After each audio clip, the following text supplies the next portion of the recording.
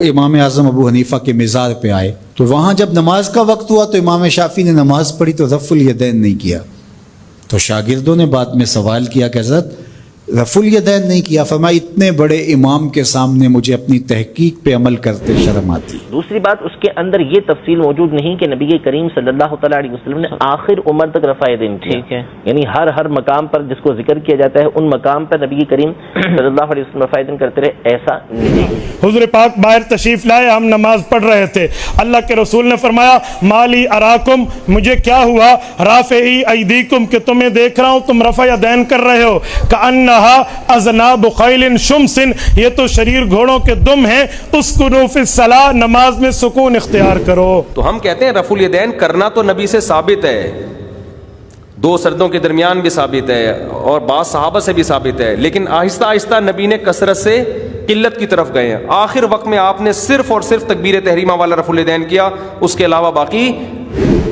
اور امام بخاری نے 100 سے زیادہ احادیث اور آثار رفع الیدین کے حق میں لیے ہیں، اور پہلی حدیث مولا علی سے لی ہے، تاکہ اگر کوئی کہنا جی ابو بکر سے ثابت کریں رفع الیدین، جی عمر سے ثابت کریں، عثمان سے، علی سے، انہوں نے کہا چھڑ دو، رکو ذرا، صبر کرو، ہم علی سے ہی ثابت کر دیتے ہیں، تاکہ پھر یہ سوال ہی نہ کرو کہ آخری وقت تک کرتے تھے یا نہیں کرتے تھے۔ شافعی اور امام اعظم ابو حنیفہ علیہ رحمہ فقہ میں اختلاف رکھتے تھے۔ امام شافعی رفع الیدین کے قائل تھے، امام اعظم حنیفہ کہتے تھے کہ رفع الیدین منسوخ ہو گیا ہے اور حضور علیہ السلام کا آخری عمر کا عمل ناسخ ہے پہلی عمر کے عمل کا، تو لہٰذا یہ درست نہیں ہے۔ لیکن امام شافعی کہتے تھے میرے پاس یہ دلائل ہیں۔ خیر، امام شافعی اپنے شاگردوں کے ہمراہ امام اعظم ابو حنیفہ کے مزار پہ آئے تو وہاں جب نماز کا وقت ہوا تو امام شافعی نے نماز پڑھی تو رفع الیدین نہیں کیا، تو شاگردوں نے بعد میں سوال کیا کہ حضرت رفع الیدین نہیں کیا، فرمایا اتنے بڑے امام کے سامنے مجھے اپنی تحقیق پہ عمل کرتے شرم آتی۔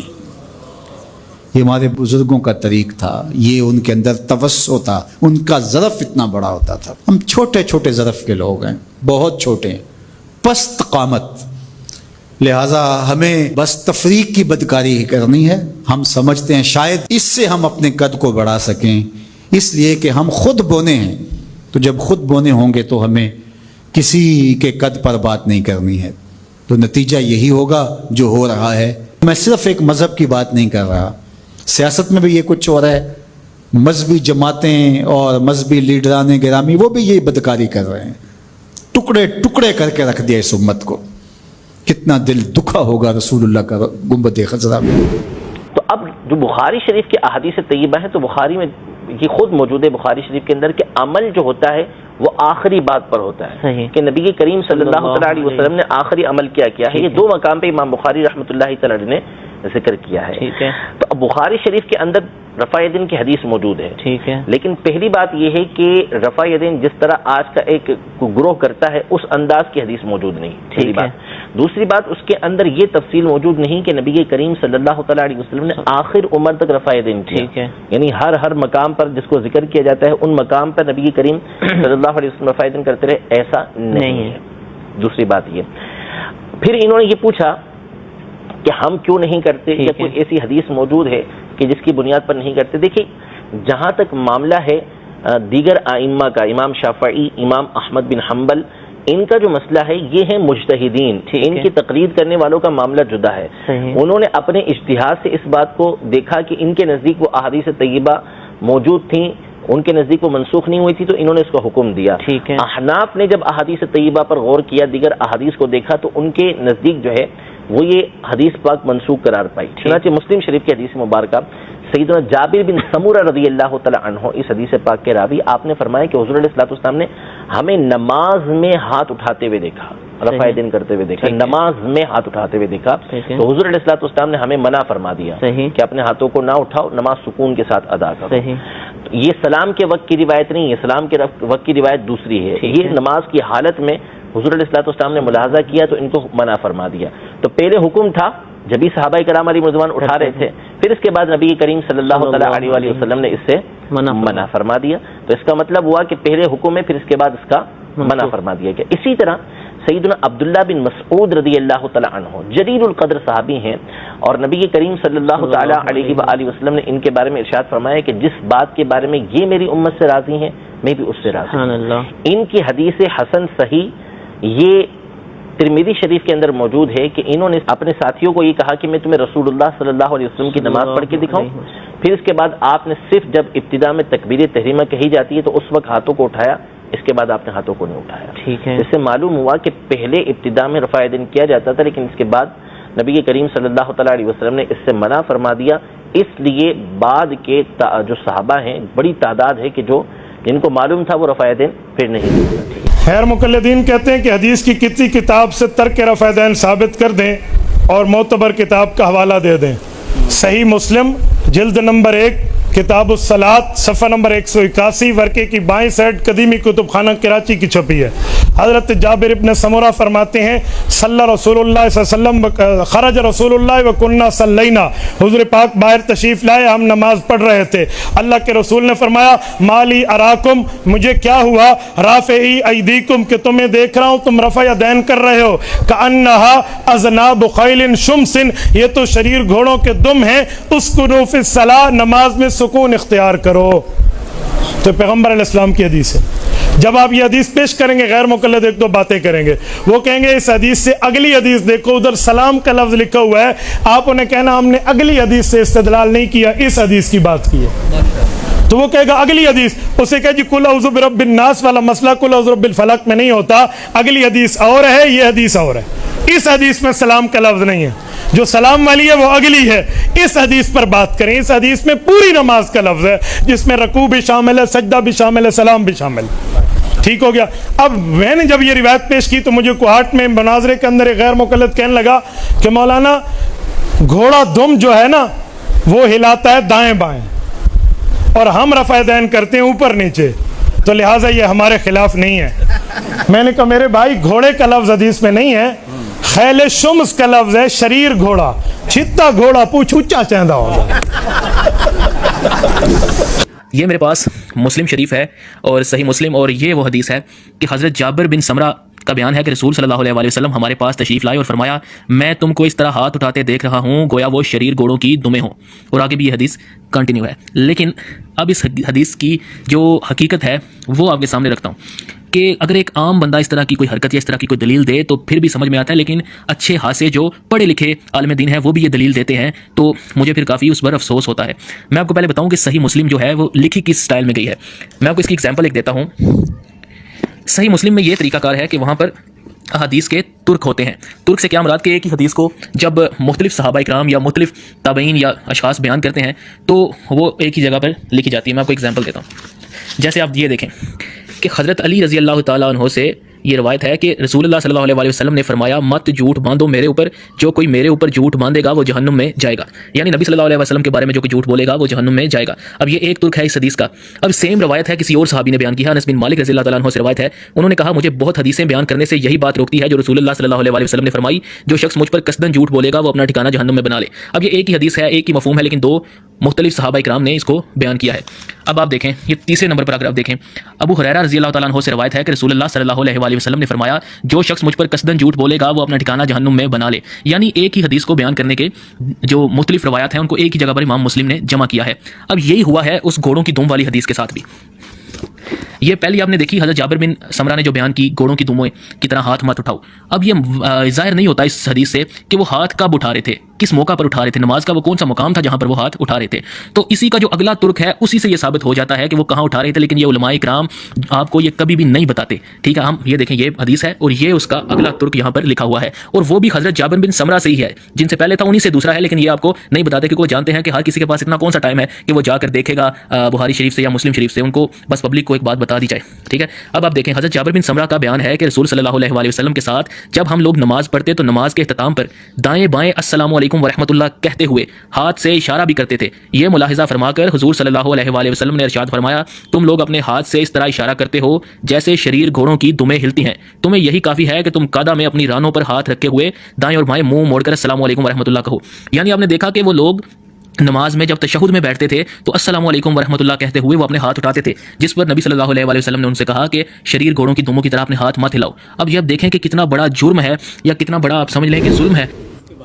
یہ جو عبداللہ بن مسعود رضی اللہ تعالیٰ عنہ والی ترمذی کی حدیث ہے، بھائی نے محترم نے سوال پوچھا ہے کہ ترمذی میں عبداللہ بن مسعود سے روایت ہے کہ میں تمہیں ایسے نماز پڑھ کے نہ بتاؤں جیسے نبی نے پڑھی ہے، تو آپ نے صرف تکبیر تحریمہ والا رفع الیدین کیا، اس کے علاوہ رفع الیدین نہیں کیا. تو یہ حنفیہ کی دلیل ہے. اور عبداللہ بن مسعود ساری زندگی اسی طرح نماز پڑھتے بھی رہے ہیں، اور ان کے سارے شاگرد بھی اسی طرح پڑھتے رہے ہیں نماز، کہ صرف تکبیر تحریمہ میں کرتے تھے.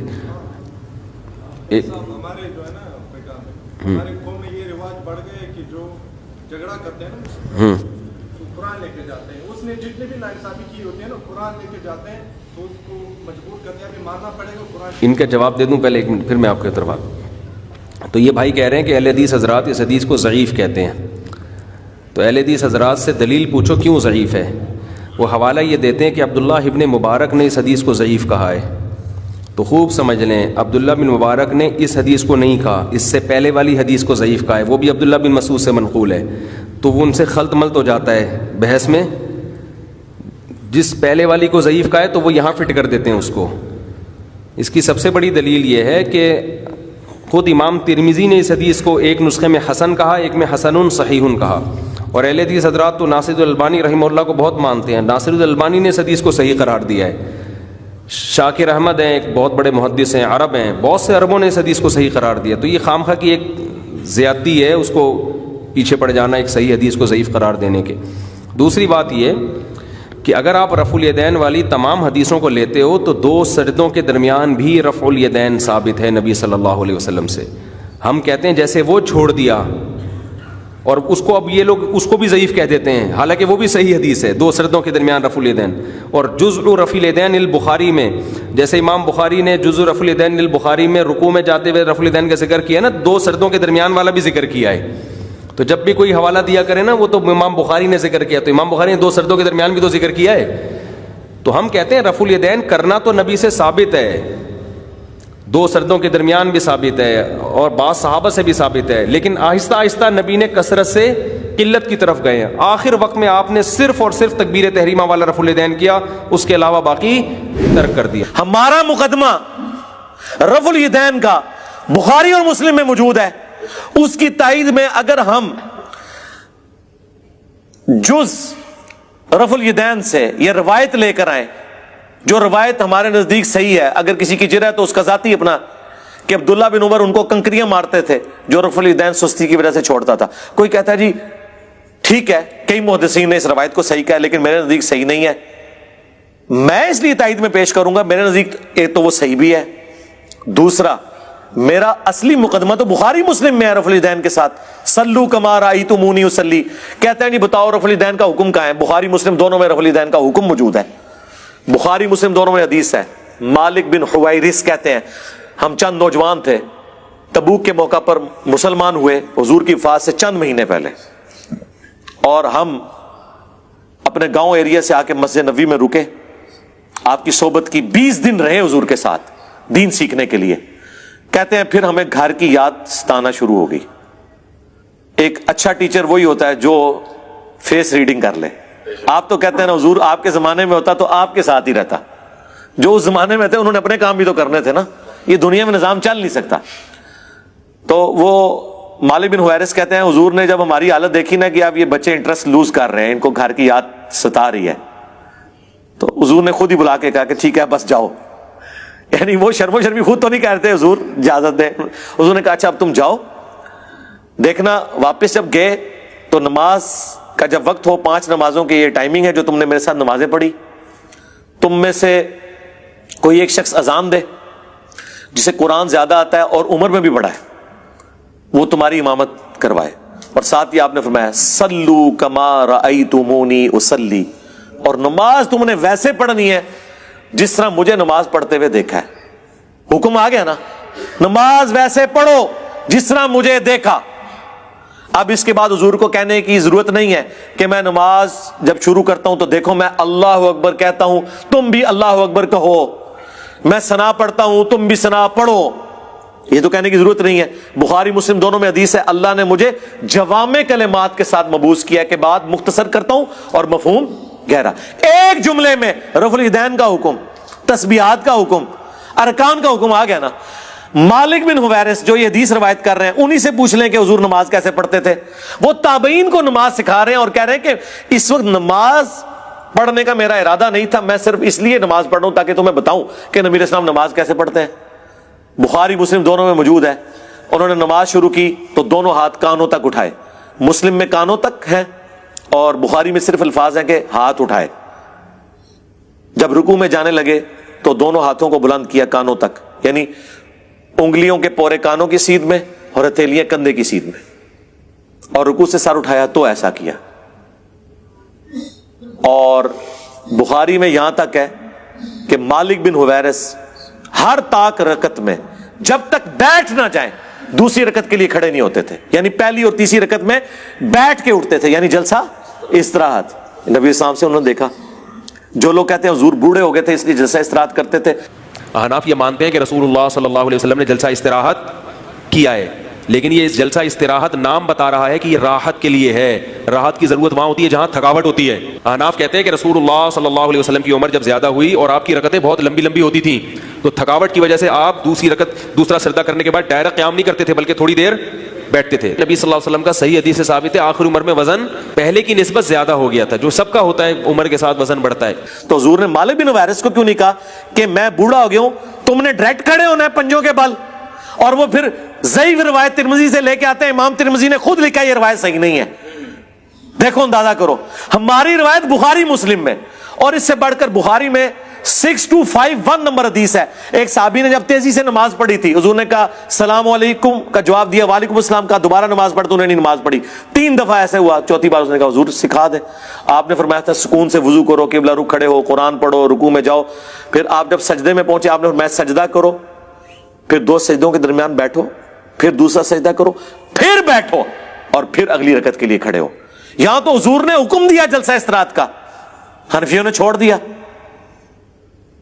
تو ہم تو اصلی روایتیں بخاری مسلم میں جس پہ ساروں کا اتفاق ہے, جسے کوئی ضعیف نہیں کہتا, اس کی تائید میں وہ روایتیں لے کے آتے ہیں جن میں اختلاف ہے.